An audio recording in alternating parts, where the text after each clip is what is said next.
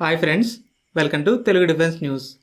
Friends, మీకు Indian మిలిటరీపై interest ఉంటే తప్పకుండా మన ఛానల్ని సబ్స్క్రైబ్ చేసుకొని డైలీ ఫాలో అవడానికి అయితే ట్రై చేయండి. ఇక టాపిక్లోకి వెళ్తే, స్వయంగా యుఎస్ సెనేటర్సే అమెరికన్ న్యూక్లియర్ వెపన్స్ అనేవి అవుట్డేటెడ్ అయిపోయాయి, సెంటినల్ ఐసీబీఎం డెవలప్మెంట్కి ఫండింగ్ డిప్లాయ్మెంట్ మీదే మన సేఫ్టీ డిపెండ్ అయి ఉందని వాల్ స్ట్రీట్ జర్నల్కి చెప్పారు.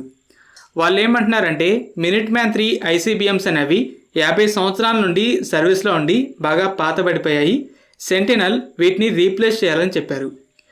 ఇవి పాతబడిపోవడం వల్ల మెయింటెనెన్స్ కాస్ట్ అనేది భారీగా పెరిగింది. అమెరికా చాలాసార్లు వీటి లైఫ్ని ఎక్స్టెండ్ చేసింది.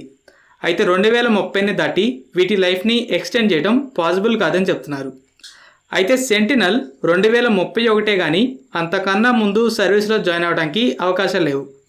మాస్ డిప్లాయ్మెంట్కి అయితే ఇంకొన్ని సంవత్సరాలు టైం పడుతుంది. అయితే ఈ ప్రోగ్రామ్ విషయంలో ఇంకో ఛాలెంజ్ ఎదురైంది. గతంలో సెంటినల్ ఐసీబీఎంని డెవలప్ చేసి డిప్లాయ్ చేయడానికి అంటే దాదాపు 400 ఐసీబీఎంస్ని డిప్లాయ్ చేయాలి. దీనికి $96 బిలియన్ ఖర్చు అవుతుందని అంచనా వేశారు. అయితే కోవిడ్-19 పాండమిక్ అలాగే ఇన్ఫ్లేషన్ లాంటి వాటి వల్ల ఇప్పుడు ఎస్టిమేషన్ అనేది $131 బిలియన్ అని రీసెంట్గా యుఎస్ ఎయిర్ ఫోర్స్ కాంగ్రెస్కి చెప్పింది. ఓవరాల్గా అమెరికన్ న్యూక్లియర్ ఆర్సెనల్లో కీ కాంపోనెంట్ అయిన ల్యాండ్ బేస్డ్ ఐసీబీఎంస్ అనేవి పాతబడిపోయాయి. వీటిని మెయింటైన్ చేయడంలో, రీప్లేస్ చేయడంలో బాగా స్ట్రగుల్ అవుతుంది. రీప్లేస్మెంట్ అయిన సెంటినల్కి చాలా టైం పడుతుంది, అలాగే కాస్ట్ ఓవర్ రన్ కూడా అవుతుంది.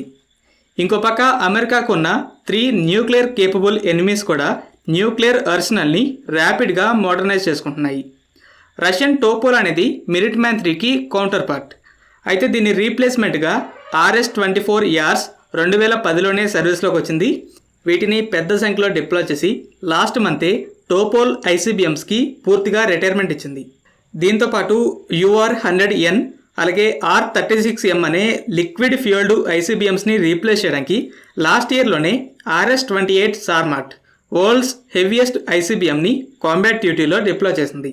ముందు R-36Mని రీప్లేస్ చేయడం మొదలు పెడుతుంది. పాతబడిపోయిన UR-100N మిసైల్స్ని అవెంగార్డ్ ఇంటర్ కాంటినెంటల్ గ్లైడ్ వెహికల్స్తో అప్గ్రేడ్ చేసింది. వీటిని ఫ్యూచర్లో RS-28 సార్మాట్లో కూడా డిప్లాయ్ చేయబోతుంది. ఇంకో పక్క చైనా కూడా DF-41ని 2017లోనే డిప్లాయ్ చేసింది. ఐసీబీఎం ఆర్సెనల్ని కూడా ర్యాపిడ్గా ఎక్స్పాండ్ చేస్తుంది.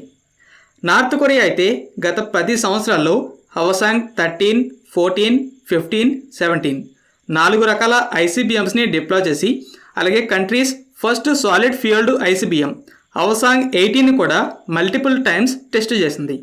ఇలా అమెరికా ఓల్డర్ ఐసీబీఎంస్తో స్ట్రగుల్ అవ్వటం, ఇంకో పక్క ఎనిమీస్ వీటి విషయంలో ర్యాపిడ్గా మోడర్నైజ్ చేసుకోవడం, సెంటినల్ ప్రోగ్రాంలో డిలేస్, కాస్ట్ ఓవర్రన్స్ అవ్వడం వల్ల అమెరికా బాగా వరి అవుతుంది. ఫ్రెండ్స్, ఈ వీడియో మీకు నచ్చినట్టయితే లైక్ చేయండి. అలాగే మరిన్ని ఇంపార్టెంట్ డిఫెన్స్ అప్డేట్స్ కోసం మన ఛానల్ని సబ్స్క్రైబ్ చేసుకోండి.